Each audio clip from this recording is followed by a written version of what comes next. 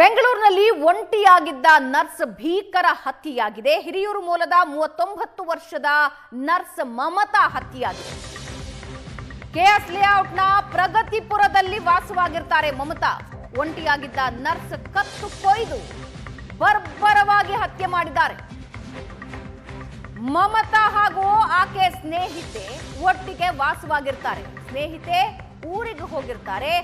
ಆ ಸಂದರ್ಭದಲ್ಲಿ ನರ್ಸ್ ಮಮತಾ ಭೀಕರ ಹತ್ಯೆಯಾಗಿದೆ.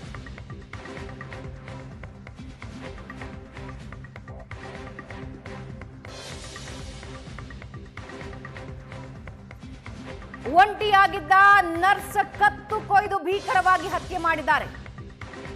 ಹಿರಿಯೂರು ಮೂಲದ ಮಮತಾ 39 ವರ್ಷ.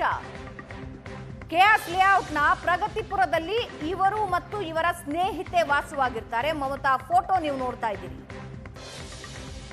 ನರ್ಸ್ ಕತ್ತು ಕೊಯ್ದು ಬರ್ಬರವಾಗಿ ಹತ್ಯೆ ಮಾಡಿದ್ದಾರೆ. ಮಮತಾ ಸ್ನೇಹಿತೆ ಊರಿಗೆ ಹೋಗಿರ್ತಾರೆ. ಆ ಸಂದರ್ಭದಲ್ಲಿ ನರ್ಸ್ ಮಮತಾ ಭೀಕರ ಹತ್ಯೆಯಾಗಿದೆ. ಯಾರಾದ್ರೂ ಫೋರ್ಸ್ ಎಂಟ್ರಿ ಆಗಿದೆಯಾ ಅಥವಾ ಗೊತ್ತಿದ್ದವರೇ ಈ ಕೃತ್ಯ ಮಾಡಿದಾರಾ ಅನ್ನೋದು ಪೊಲೀಸ್ ತನಿಖೆಯಲ್ಲಿ ಬಯಲಾಗಬೇಕಾಗಿದೆ. ಜಯದೇವ ಆಸ್ಪತ್ರೆಯಲ್ಲಿ ಕೆಲಸ ಮಾಡ್ತಾ ಇದ್ದ ಮಮತಾ ನಿನ್ನೆ ರಾತ್ರಿ ಮಮತಾ ಮನೆಯಲ್ಲೇ ಕತ್ತು ಸೀಳಿ ಕೊಲೆ ಮಾಡಿದ್ದಾರೆ. ಮಮತಾ ಮೊಬೈಲ್ ಅನ್ನ ಪೊಲೀಸರು ವಶಕ್ಕೆ ಪಡ್ಕೊಂಡಿದ್ದಾರೆ. ಹಾಗಾದ್ರೆ ಮಮತಾ ಕೊನೆಯದಾಗಿ ಕಾಲ್ ಮಾಡಿದ್ಯಾರಿಗೆ? ಮಮತಾ ಮನೆಗೆ ಯಾರಾದ್ರೂ ಬಂದಿದ್ರ? ಇದರ ಬಗ್ಗೆ ಪೊಲೀಸರು ಪರಿಶೀಲನೆ ಮಾಡ್ತಾ ಇದ್ದಾರೆ. ಟವರ್ ಡಂಪ್ ಹಾಗೂ ನಂಬರ್ CDR ಪರಿಶೀಲನೆ ಮಾಡ್ತಾ ಇದ್ದಾರೆ. ಕೊನೆಯದಾಗಿ ಯಾರ ಜೊತೆ ಆದ್ರೂ ಮಾತಾಡಿದ್ರಾ, ಯಾರಿಗಾದ್ರೂ ಮೆಸೇಜ್ ಕಳಿಸಿದ್ರಾ, ಇವರಿಗೆ ಯಾರ್ದಾದ್ರೂ ಕಾಲ್ ಬಂದಿತ್ತಾ, ಈ ಎಲ್ಲದರ ಬಗ್ಗೆ ಪರಿಶೀಲನೆ ನಡೆಸ್ತಾ ಇದ್ದಾರೆ. ಕತ್ತು ಸೀಳಿ ಬರ್ಬರವಾಗಿ ಮಮತಾ ಹತ್ಯೆಯಾಗಿದೆ. 39 ವರ್ಷ ಈಕೆಗೆ. ಹಿರಿಯೂರು ಮೂಲ. ಜಯದೇವ ಆಸ್ಪತ್ರೆಯಲ್ಲಿ ನರ್ಸ್ ಆಗಿ ಕೆಲಸ ಮಾಡ್ತಾ ಇರ್ತಾರೆ. ಈಗ ಪೊಲೀಸರು ನಿನ್ನೆ ರಾತ್ರಿ ಯಾರಾದ್ರೂ ಬಂದಿದ್ರಾ, ಯಾರಾದ್ರೂ ಗೊತ್ತಿರೋರೇ ಈ ಕೃತ್ಯ ನಡೆಸಿದಾರಾ, ಮೊಬೈಲ್ ನಲ್ಲಿ ಏನೆಲ್ಲ ಡೇಟಾಗಳಿವೆ, ಇದರ ಬಗ್ಗೆ ತನಿಖೆ ನಡೆಸ್ತಾ ಇದ್ದಾರೆ. ಇದೇ ಮನೆಯಲ್ಲಿ ಮಮತಾ ಮತ್ತು ಸ್ನೇಹಿತೆ ಇಬ್ಬರು ವಾಸವಾಗಿರ್ತಾರೆ. ಪ್ರಗತಿಪುರ ಲೇಔಟ್ನಲ್ಲಿ ಈ ಇಬ್ಬರು ಸ್ನೇಹಿತೆಯರು ವಾಸವಾಗಿರ್ತಾರೆ. ಮಮತಾ ಸ್ನೇಹಿತೆ ಊರಿಗೆ ಹೋಗಿದ್ದ ಸಂದರ್ಭದಲ್ಲಿ ಈ ಕೃತ್ಯ ನಡೆದಿದೆ. ಬಗ್ಗೆ ಇನ್ನಷ್ಟು ಡೀಟೇಲ್ಸ್ ಹಂಚ್ಕೊಳ್ತಾರೆ ಪ್ರಜ್ವಲ್ ನಮ್ಮ ಜೊತೆ ಸಂಪರ್ಕದಲ್ಲಿದ್ದಾರೆ. ಪ್ರಜ್ವಲ್, ಪ್ರಾಥಮಿಕ ಮಾಹಿತಿ ಏನು ಬರ್ತಾ ಇದೆ? ಯಾರಾದ್ರೂ ನಿನ್ನೆ ಮಮತಾನ ಭೇಟಿ ಆಗೋದಕ್ಕೆ ಬಂದಿದ್ರಾ? ಮನೆ ಸುತ್ತಮುತ್ತ ಎಲ್ಲಾದ್ರೂ CCTV ಫುಟೇಜ್ಗಳೇನಾದ್ರೂ ಸಿಕ್ಕಿದ್ಯಾ? ಏನ್ ಇನ್ಫಾರ್ಮೇಶನ್ ಸಿಗ್ತಾ ಇದೆ ಸದ್ಯಕ್ಕೆ?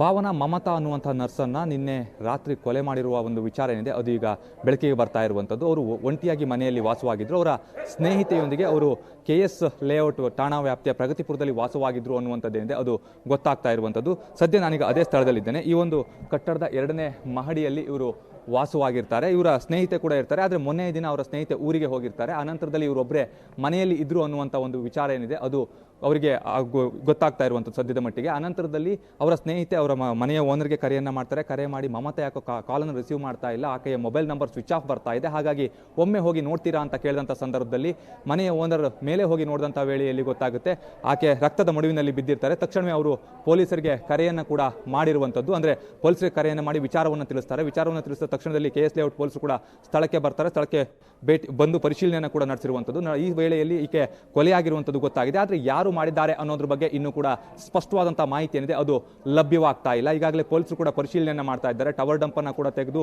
ಪರಿಶೀಲನೆಯನ್ನು ಮಾಡ್ತಾ ಇರುವಂಥದ್ದು. ಅದೇ ರೀತಿಯಲ್ಲಿ ಮಮತಾ ನಂಬರ್ನ CDR ಅನ್ನು ಕೂಡ ತೆಗೆದಿದ್ದಾರೆ. ಅಂದ್ರೆ ಆಕೆ ಕೊನೆಯದಾಗಿ ಯಾರೊಂದಿಗೆ ಮಾತನಾಡಿದ್ದಾರೆ ಅನ್ನೋದ್ರ ಬಗ್ಗೆ ಕೂಡ ಮಾಹಿತಿಯನ್ನು ಕಲೆ ಹಾಕ್ತಾ ಇರುವಂಥದ್ದು. ಯಾಕೆ ಅಂತ ಹೇಳಿದ್ರೆ ಕೊಲೆ ಆದಂತಹ ಸಂದರ್ಭದಲ್ಲಿ ಅವರಿಗೆ ಯಾರಾದರೂ ಕರೆಯನ್ನ ಮಾಡಿರ್ಬೋದು, ಅಥವಾ ಅವರು ಯಾರಿಗಾದ್ರೂ ಕರೆಯನ್ನ ಮಾಡಿರ್ಬೋದು, ಅಥವಾ ಪರಿಚಯಸ್ಥರೇ ಈ ರೀತಿಯಲ್ಲಿ ಕೊಲೆಯನ್ನ ಏನಾದರೂ ಮಾಡಿದಾರಾ ಅನ್ನುವಂಥ ಒಂದು ಅನುಮಾನದ ಆಧಾರದ ಮೇಲೆ ಈಗ ಕುಮಾರಸ್ವಾಮಿ ಲೇಔಟ್ ಪೊಲೀಸರು ಏನಿದ್ದಾರೆ ಅವರು ತನಿಖೆಯನ್ನ ಕೂಡ ಮಾಡ್ತಾ ಇರುವಂಥದ್ದು. ಅಂದ್ರೆ ಸಾಕಷ್ಟು ಹೊತ್ತಿನ ಬಳಿಕದಲ್ಲಿ ಈ ಒಂದು ಘಟನೆ ಏನಿದೆ ಅದು ಇಬ್ಬರು ಸ್ನೇಹಿತೆಯರ ಜೊತೆಗೆ ಇನ್ಯಾರಾದ್ರೂ ಕಾನ್ಸ್ಟೆಂಟ್ಲಿ ಮನೆಗೆ ಬರ್ತಾ ಇದ್ರ, ಬಂದು ಹೋಗಿದ್ರ ಬಗ್ಗೆ ಏನಾದ್ರೂ ಇನ್ಫಾರ್ಮೇಶನ್ ಓನರ್ ಇಂದ ಸಿಗ್ತಾ ಇದೆಯಾ? ಅಥವಾ ಯಾರ ಜೊತೆ ಆದ್ರೂ ಜಗಳ ಮಾಡ್ಕೊಂಡಿದ್ರ, ಆ ಬಗ್ಗೆ ಏನಾದ್ರೂ ಇವರಿಗೆ ಇನ್ಫಾರ್ಮೇಶನ್ ಇತ್ತಾ?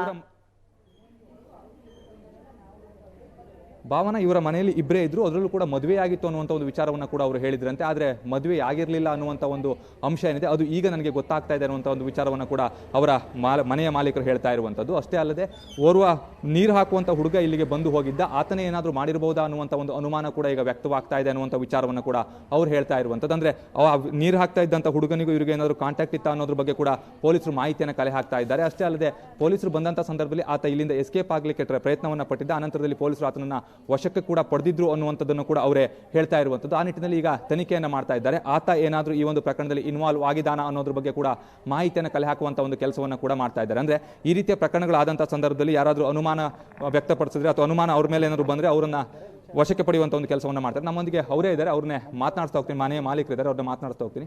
ಯಾವಾಗ ಈ ಮಮತಾ ಅವರು ನಿಮ್ಮ ಈ ಒಂದು ಮನೆಗೆ ಬಂದಿದ್ದು, ಅದೇ ರೀತಿಯಲ್ಲಿ ಅವ್ರು ಎಷ್ಟು ವರ್ಷದಿಂದ ಇಲ್ಲಿ ವಾಸ ಆಗಿದ್ರು? ಸರ್, ಅದು ಮಮತಾ ಅನ್ನೋರು ಫಸ್ಟ್ ಬರಲಿಲ್ಲ, ಶ್ರುತಿ ಅನ್ನೋರು ಬಂದು ಮನೆ ಬೋಲ್ಡ್ ಹಾಕಿದ್ದು. ಬಂದಾದಮೇಲೆ ಆಂಟಿ ಮನೆ ಖಾಲಿ ಇದೆ, ನಮ್ಮ ಖಾಲಿ ಐತೆ ಅಂತ ಅಂದರು. ಆಮೇಲೆ ನೀನು ನಾನು ಫಸ್ಟ್ ಬ್ಯಾಚುಲರ ಅಂದರು. ಇಲ್ಲ ಆಂಟಿ, ನನಗೆ ಮದುವೆ ಆಗೈತೆ, ನಮ್ಮ ಅಪ್ಪ ನಮ್ಮಮ್ಮ ನನ್ನ ಗಂಡ ಮಗು ಎಲ್ಲ ಐತೆ, ದುಡಿಯೋಕ್ಕೋಸ್ಕರ ಬಂದಿದ್ದೀವಿ ಆಂಟಿ ಅಂದ್ಲು. ಸರಿ ಅಮ್ಮ. ಆಮೇಲೆ ಮುಂದಾಗ ಒಂದು ಮಾತಂದಿದ್ಲು, ಇದು ನನ್ನ ಫ್ರೆಂಡು, ನಾವು ಇರ್ತೀವಿ ಆಂಟಿ ಅಂತ ಹೇಳಿದ್ಲು. ಸರಿ ಅಮ್ಮ ಅಂತ ಅಂದೆ. ಇವಳೆಲ್ಲ ಕ್ಲಿಯರ್ ಆದಮೇಲೆ ಒಂದು ವಾರ ಬಿಟ್ಕೊಂಡು ಆ ಮಮತಾ ಅನ್ನೋ ಹುಡುಗಿ ಬತ್ತು. ಅವಳೇನ ಜೊತೆ ನಾನೇನು ಕಂಡಕ್ಟ್ ಬಾಡಿಗೆದೇ ಆಗಲಿ ಏನತ್ರದೇ ಆಗಲಿ ಇಟ್ಟಿರಲಿಲ್ಲ. ಪೇಪರ್ ಮಾತ್ರ ಮಮತಾನೇ ಮಾಡಿಸಿದ್ಲು. ಈ ಶ್ರುತಿ ಹೆಸರಲ್ಲಿ ಪೇಪರ್ ಮಾಡಿಸಿರಲಿಲ್ಲ, ಮನೆ ಪೇಪರ್ ಮಮತನ ಹೆಸರಲ್ಲೇ ಮಾಡಿಸಿದ್ಲು. ಅವರು ನಾವೇನು ಮಾತಾಡ್ಕೋತಾ ಇರಲಿಲ್ಲ. ಹಿಂಗೆ ಮನೆ ದಿನ ನಾನು ಫಸ್ಟ್ ಹೇಳ್ದಂಗೆ ಈ ಥರ ಕೀ ಮುಡಿದು ಹೋಗಿ ಆ ಹುಡುಗಿ ಮನೆಗೆ ಹೋಗೋದೆ. ತಿರ್ಗಿ ಆಮೇಲೆ ಶ್ರುತಿ ಫೋನ್ ಮಾಡಿದ್ಮೇಲೆ ಶ್ರುತಿ ಅದು ಮಮತಾ ಫೋನ್ ಎತ್ತುತ್ತಾ ಇಲ್ಲ ನೋಡೋಕೆ ಅಂದಮೇಲೆ ನಾನು ಹೋಗಿ ಮೇಲೆ ನೋಡಿದೆ. ನನ್ನ ಫೋನು ಇರಲಿಲ್ಲ, ಏನೂ ಇಲ್ಲ. ನೋಡೋ ಅಷ್ಟರಲ್ಲಿ ಆ ಹುಡುಗಿ ಹಂಗೂ ನಾನೇನು ಮಾಡಿದೆ, ಬಾಕ್ಲು ಗೀಕ್ಲೆಲ್ಲ ತೆಗ್ದಂಗೆ ಇತ್ತು ಸರ್. ತೆಗ್ದಂಗೆ ಇದ್ದೀನಿ. ಮಮತಾ ಅಂತ ಕರೀತಿ. ಯಾವಾಗೂ ಬಾಕ್ಲು ಹಾಕೊಳ್ಳೋರು, ಇವತ್ತೇನು ಬಾಕ್ಲು ತೊಗೊಂಡದೆ. ಆ ಹುಡುಗಿ ಬೇರೆ ಮಮತಾನೂ ಇರಲಿಲ್ಲ, ಅದು ಶ್ರುತಿನೂ ಇರಲಿಲ್ಲ ಅಂದ್ಬಿಟ್ಟು ನಾನು ಬಾಕ್ಲು ಮುಟ್ಲಿಲ್ಲ, ಏನಿಲ್ಲ. ನೋಡೋ ಅಷ್ಟರಲ್ಲಿ ಹಂಗಾಗಿತ್ತು. ಅಲ್ಲಿ ಒಂದು ನೀರು ಹಾಕುವಂಥ ಹುಡುಗ ಬರ್ತಾ ಇದ್ದ ಅನ್ನುವಂಥ ಒಂದು ವಿಚಾರ, ಅಂದರೆ ಆತ ಅವತ್ತು ಕೂಡ ಬಂದಿದ್ನ ಹೇಗೆ? ಏನೋ ಜೊತೆಲಿ ಬಂದಿದ್ದು, ನಾನು ನೋಡಲಿಲ್ಲ. ಮಮತನ ನೋಡೇ ನಾನು 5-6 ದಿನ ಆಗೋಗಿತ್ತು ಸರ್. ನೋಡಲೇ ಇಲ್ಲ ಅವಳನ್ನ. ಕೀ ಎತ್ಕೊಂಡವಳೆ ಮಾಡವಳೆ ಏನೂ ನೋಡಲಿಲ್ಲ. ಕೀ ಮಾತ್ರ ಅಲ್ಲಿ ಮುಳುಗಿದ್ದು, ಕೀ ಎತ್ಕೋಗಳು. ಅದು 10:30 ಮೇಲೆ ಬಂದವಳೆ ಅನ್ಕೋತೀನಿ ಸರ್. ನಾವು 10 ಗಂಟೆ ಗಂಟು ಎಚ್ಚರವಾಗಿದ್ದು, 10:30 ಮೇಲೆ 10 ಗಂಟೆ ಮೇಲೆ ಬಂದವಳೆ ಅನ್ಕೋತೀನಿ. ನಾವು ಅವಳನ್ನ ನೋಡಲಿಲ್ಲ. ಪೊಲೀಸ್ನವ್ರು ಬಂದಾಗ ಹುಡುಗ ಓಡ್ ಹೋಗಿದ್ದೆ ಯಾಕೆ? ಪೊಲೀಸ್ನವ್ರು ಅದನ್ನ ಕರ್ಕೊಂಡು ಹೋದ್ರೆ ಹೇಗೆ? ಅಷ್ಟು ಇದ್ದ ಆ ಮೂಲೆಯಲ್ಲೇ ನಿಂತ್ಕೊಂಡು ಆಂಟಿ ಬನ್ರಿ ಬಾಡಿ ಮುಟ್ಟೋದ, ಬಾಡಿ ಹಾಸ್ಪಿಟ್ಲಿಗೆ ಸೇರ್ಸನ್ ಬನ್ರಿ ಅಂತ. ಅಲ್ಲಿ ನಮ್ಮ ಇವರೇನೆ ವಿಜಯಣ್ಣ ಇದ್ದವರು ಬೇಡ ಅಂದ್ಬಿಟ್ಟು ಪೊಲೀಸವ್ರು ಬರ್ತಾರೆ, ಪೊಲೀಸವ್ರಿಗೆ ಫೋನ್ ಮಾಡಿದ್ದೀನಿ ಅಂದ್ಬಿಟ್ಟು ಇದು ಮಾಡಿದ್ರು. ಆಮೇಲೆ ಇರಪ್ಪ ಬೇಡ, ಮುಟ್ಟೋದು ಬೇಡ, ನಮ್ಮ ಪೊಲೀಸ್ನವ್ರು ಬರಲಿ, ಕುಮಾರಸ್ವಾಮಿ ಲೇಔಟವ್ರು ಪೊಲೀಸವ್ರು ಬರ್ತಾರೆ, ಈಶ್ವರಣ್ಣ ಅನ್ನೋರು, ಆಮೇಲೆ ಮುಟ್ಟೋಣ ಅಂದರೆ. ಆಮೇಲೆ ಇದ್ದ ಪೊಲೀಸ್ನವ್ರು ಯಾರು ಜಾಸ್ತಿ ಬರ್ತಾರೆ, ಏನೋ ನರ್ಸ್ನ ಕರ್ಕೊಬತ್ತೀನಿ ಅಂತ ಓಡೋದ. ಆಮೇಲೆ ನಮ್ಮ ಪ್ರಶಾಂತ್ ಅನ್ನೋ ಹುಡುಗ, ನಮ್ಮ ಅಣ್ಣ ತಂದು ರಿಲೇಷನಲ್ಲೇನಿಲ್ಲ, ಹಿಂಗೆ ಗೊತ್ತಿರೋರೇನೆ ಪ್ರಶಾಂತ್ ಅಣ್ಣ ಅನ್ನೋರು ಎಳ್ಕೊಬಂದ್ರು ಅವನ್ನ ಹೋಗಿ. ಎಳ್ಕೊಬಂದ್ಮೇಲೆ ಸಾಧಾರಣವಾಗಿದ್ದ, ನಮ್ಮ ಜೊತೆಲೇ ಸಾಧಾರಣವಾಗಿದ್ದ.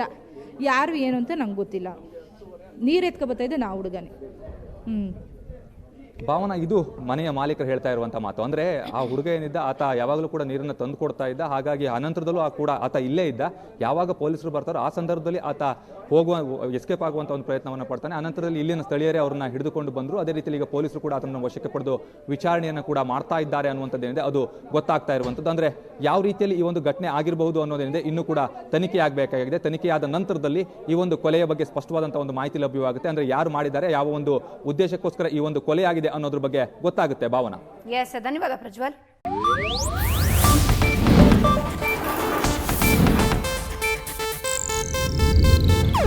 ಇದು ಏಷ್ಯಾನೆಟ್ ನ್ಯೂಸ್ ನೆಟ್ವರ್ಕ್ ಪ್ರಸ್ತುತಿ.